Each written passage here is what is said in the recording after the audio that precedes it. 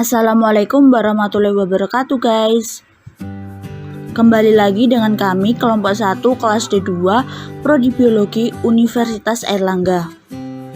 Di video kali ini kita akan membahas mengenai analisis fenetik dan filogeni dari Kingdom Animalia. Tujuan pembuatan video ini adalah untuk memenuhi tugas praktikum biosistematika. Agar kalian lebih mengenal dengan pengisi suara pada video kali ini, mari kita kenalan dengan anggota kelompok 1 kelas D2.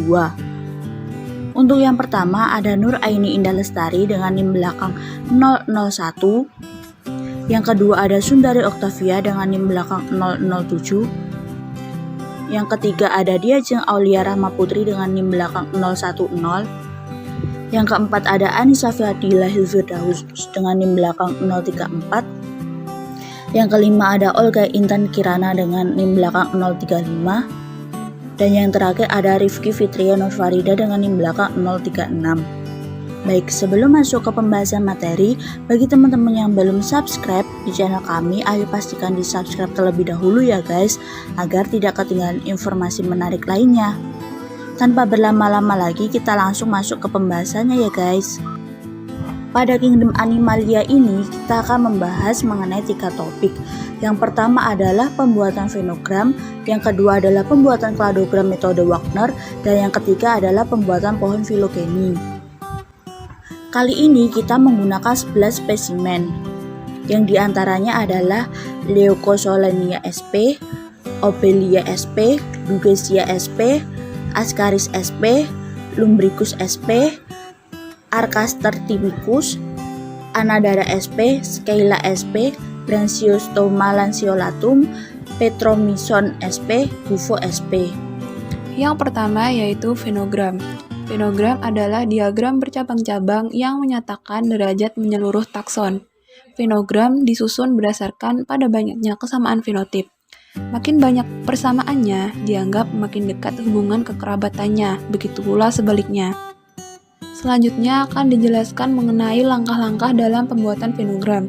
Langkah pertama yaitu membuat tabel karakter dengan terlebih dahulu menentukan karakter yang akan diamati pada setiap spesies. Di mana pada slide sebelumnya sudah disebutkan yaitu 11 spesies yang akan mengisi kedudukan takson, urut mulai dari takson A hingga takson K. Pada tabel karakter kali ini menggunakan 18 karakter, mulai dari karakter pertama yaitu sumbu simetri, hingga karakter terakhir yaitu amnion. Karakter plesiomorfi diberikan nilai 0 dan karakter apomorfi diberikan nilai 1 dan akan naik nilainya apabila karakter tersebut semakin apomorfi.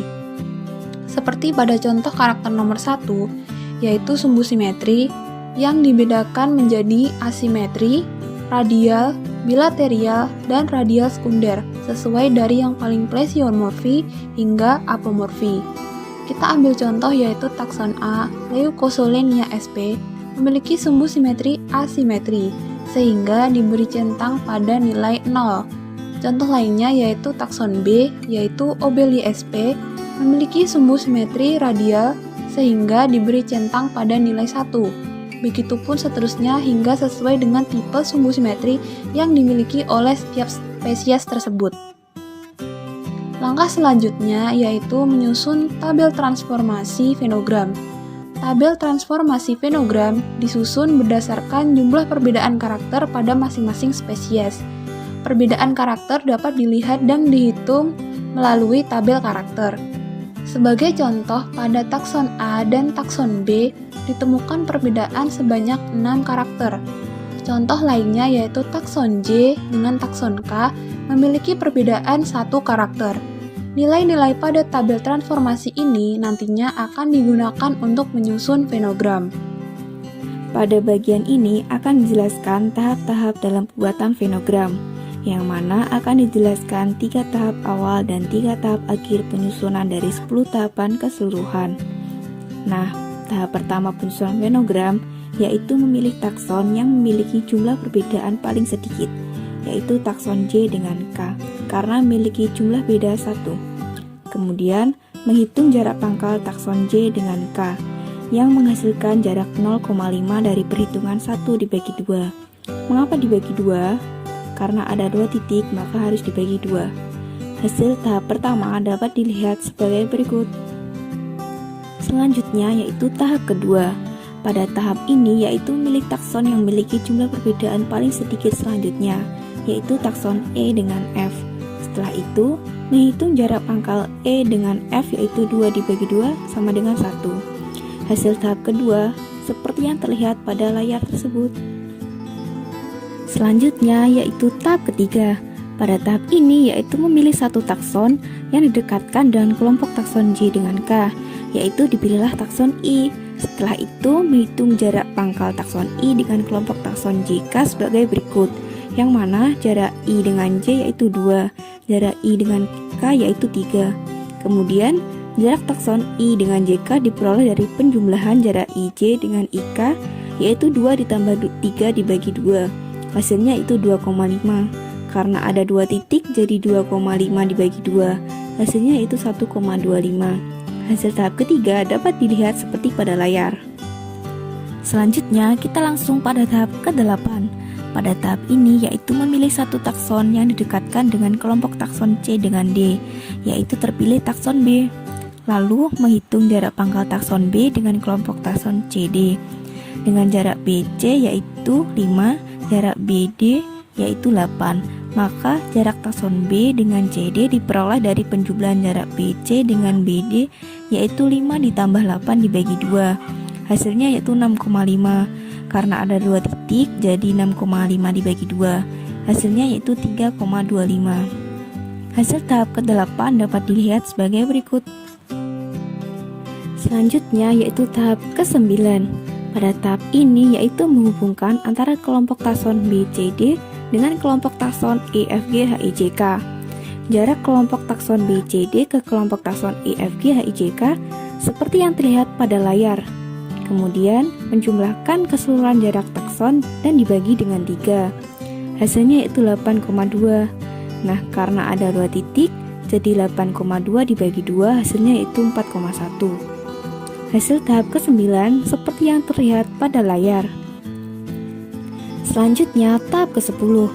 Tahap ini merupakan tahap terakhir, yaitu menghubungkan antara kelompok takson A dengan kelompok takson BCD EFG HIJK.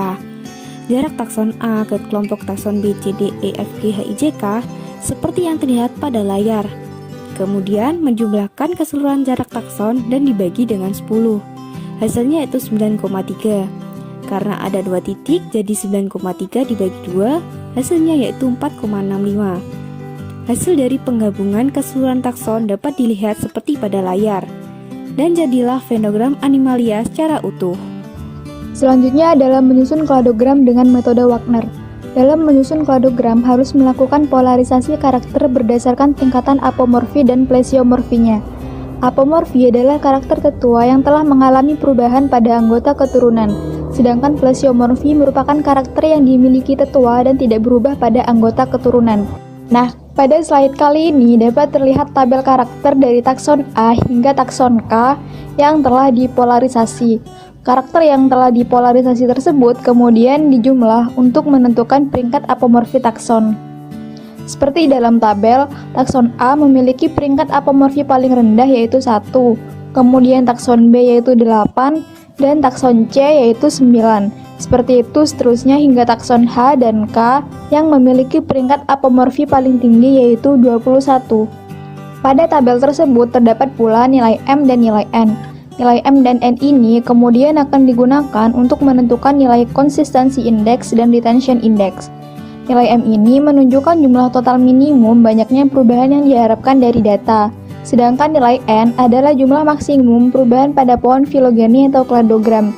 Besarnya nilai N ditentukan dari banyaknya tahap dari setiap karakter dan dipilih yang paling sedikit. Kita ambil contoh karakter nomor 1, nomor 7, dan nomor 11. Nilai M pada karakter nomor 1 adalah 3. Karena angka 3 lebih besar daripada yang lain, artinya angka 3 ini menunjukkan bahwa karakter tersebut paling apomorfi. Pada karakter nomor 7, nilai M-nya adalah 1, dan pada karakter nomor 11, nilai M-nya juga 1. Berikutnya, kita akan menentukan nilai N. Pada karakter nomor 1, nilai N-nya adalah 1, dikarenakan angka dengan frekuensi kemunculan paling sedikit adalah 3, yaitu hanya muncul 1 kali. Kemudian pada karakter nomor 7 nilai n-nya adalah 3, dikarenakan angka 0 memiliki frekuensi kemunculan paling sedikit yaitu sebanyak 3 kali. Dan pada karakter nomor 11, nilai n-nya adalah 1, dikarenakan angka 1 memiliki frekuensi kemunculan paling sedikit yaitu 1 kali. Pada tabel kali ini, total nilai m-nya adalah 26 dan total nilai n-nya adalah 34. Selanjutnya, kita akan membahas tahapan dalam pembuatan kladogram metode Wagner. Pada praktikum kali ini, terdapat 10 tahapan untuk menghasilkan kladogram yang sempurna. Namun, dalam video kali ini akan dijelaskan 3 tahap pertama dan 3 tahap terakhir. Tahap pertama adalah menggabungkan 2 takson dengan peringkat apomorfi paling rendah yaitu takson A dan takson B. Telah diketahui pada tabel sebelumnya bahwa total karakter takson A adalah 1, sedangkan takson B adalah 8, sehingga menjadikan kedua takson tersebut sebagai takson dengan peringkat apomorfi yang paling rendah. Tahap kedua yaitu menggabungkan takson dengan nilai apomorfi terendah selanjutnya yaitu C. Pertanyaannya adalah, apakah takson C akan digabung dengan takson A, atau digabung dengan takson B, atau malah digabung dengan tetua dari takson A dan B? Nah, bagaimana cara menentukan tetua dari takson A dan B? Cara menentukan tetua dari takson A dan B adalah dengan menggabungkan semua karakter yang lebih plesiomorfi dari keduanya. Setelah dihitung nilai beda karakter antara takson A dengan C, kemudian antara takson B dengan C, dan yang terakhir antara tetua takson AB dengan C, dapat diketahui bahwa nilai beda takson B dengan C lah yang paling sedikit yaitu 5. Sehingga dapat diputuskan bahwa takson C digabungkan dengan takson B. Tahap ketiga dari penyusunan kladogram kali ini adalah menggabungkan takson dengan nilai apomorfi terendah selanjutnya yaitu takson D. Nah, pertanyaannya adalah, apakah takson D ini akan digabung dengan takson C, ataukah takson B? Dan tidak mungkin takson D digabungkan dengan takson A dikarenakan perbedaan apomorfinya terlalu jauh. Sehingga kita akan hanya memperhatikan apakah takson D ini akan digabung dengan takson C, ataukah takson B, ataukah malah ke tetua dari takson B dan C. Setelah dihitung nilai beda karakternya, dapat diketahui bahwa antara takson C dan D memiliki nilai beda karakter terkecil yaitu 6. Sehingga dapat diputuskan bahwa takson D digabung dengan takson C. Kemudian langsung lanjut aja ya teman-teman. Kita masuk pada langkah ke-8, di mana langkah-langkah sebelumnya juga menggunakan cara yang sama. Pada tahap ke-8, yakni mencari jumlah apomorfi terendah selanjutnya adalah pada takson J yang berjumlah 20. Kemudian mencari nilai beda terkecil untuk mengetahui di mana letak takson J menempel. Prosesnya diawali dengan membandingkan 3 takson terakhir yang sesuai tingkat paling kecilnya jumlah apomorfi. Pada tahap ini terdapat takson F, I, dan J, maka dilakukan perbandingan antara masing-masing takson dengan J dan mencari nilai beda terkecil. Nilai beda didapatkan dari selisih kedua takson yang dijumlah. Pada tahap ini, nilai beda terkecil adalah 5 yang merupakan perbandingan antara penggabungan takson Fi dan J dan takson I dan J. Ini berarti takson J boleh diletakkan menempel pada takson I atau tetua takson Fi. Untuk memudahkan, maka pada tahapan ini takson J diletakkan menempel pada takson I. Kemudian pada tahap ke-9 tersisa 2 takson yakni takson K dan H, di mana keduanya berjumlah 21. Yang harus dilakukan adalah melakukan perbandingan satu persatu dengan kedua takson tersebut. Jika terdapat nilai beda yang terkecil, maka itulah takson yang selanjutnya dipakai. Pada kladogram ini, yakni takson K terlebih dahulu karena memiliki beda terkecil sebanyak 1, di mana seperti langkah-langkah yang telah dijelaskan di atas, untuk mendapatkan nilai beda dan cara perbandingannya, maka takson K diletakkan menempel pada takson J. Kemudian tahapan terakhir yakni tahapan ke-10, tersisa takson H. Langkah yang dilakukan pun sama, yakni mencari nilai beda terkecil dengan cara membandingkan 3 takson terakhir, yakni takson J, K, K dan H itu sendiri. Didapatkan nilai beda terkecil adalah 6 yang merupakan hasil perbandingan antara takson K dan H. Maka takson H diletakkan menempel pada takson K. Selanjutnya, kladogram di parsimoni atau pengurutan mulai dari yang paling plesiomorfi menuju yang paling apomorfi. Setelah itu, dilakukan penjumlahan karakter yang terdapat pada kladogram. Pada kladogram ini, didapatkan sejumlah 28 karakter, di mana 28 ini merupakan nilai S untuk menghitung deskripsi statistik CI dan RI. Dari hasil penyusunan kladogram Kingdom Animalia, dapat dibuat analisis deskripsi statistik untuk menentukan tingkat homoplasi kladogram dengan cara menghitung nilai CI dan RI, di mana rumus CI adalah M per S. Nilai M dapat dilihat pada tabel polarisasi, mempunyai nilai 26, dan nilai S diperoleh dari karakter yang ditulis pada kladogram mempunyai nilai 28, sehingga diperoleh hasil dari CI ialah 26 per 28 sama dengan 0,93. Nilai CI dikatakan baik apabila mendekati nilai 1, yang artinya tingkat homoplasi sangat rendah. Kemudian nilai RI diperoleh dengan menghitung rumus N-S per N-M. Nilai N dapat dilihat pada tabel polarisasi mempunyai nilai 34, sehingga dari perhitungan tersebut diperoleh hasil RI ialah 0,75. Selanjutnya adalah membuat pohon filogeni. Tahap pertama untuk dapat membuat 11 takson tersebut menjadi sebuah pohon filogeni ialah dengan kalibrasi terlebih dahulu. Kalibrasi dilakukan dengan mengumpulkan bukti geologi, paleontologi, dan bukti literatur. Namun, pada kali ini hanya bukti geologi yang akan kami gunakan. Dari tabel kalibrasi dapat dilihat takson A yaitu Leucosolinia adalah yang paling plesiomorfi, mulai muncul pada 640 juta tahun yang lalu, sedangkan takson H yaitu Scylla adalah yang paling apomorfi, mulai muncul pada 33,9 tahun yang lalu. Selanjutnya, data dari tabel kalibrasi digunakan untuk membuat pohon filogeni. Bukti geologi tersebut dapat dimasukkan dalam grafik Y, yaitu tahun kemunculan, dan nama takson dapat dimasukkan dalam grafik X. Takson paling tua akan menempati urutan paling bawah, dan takson paling muda atau yang paling baru ditemukan menempati urutan paling atas. Di mana di sini takson A yang merupakan takson paling tua ditarik garis dari grafik Y atau tahun kemunculannya yaitu 640 juta tahun yang lalu.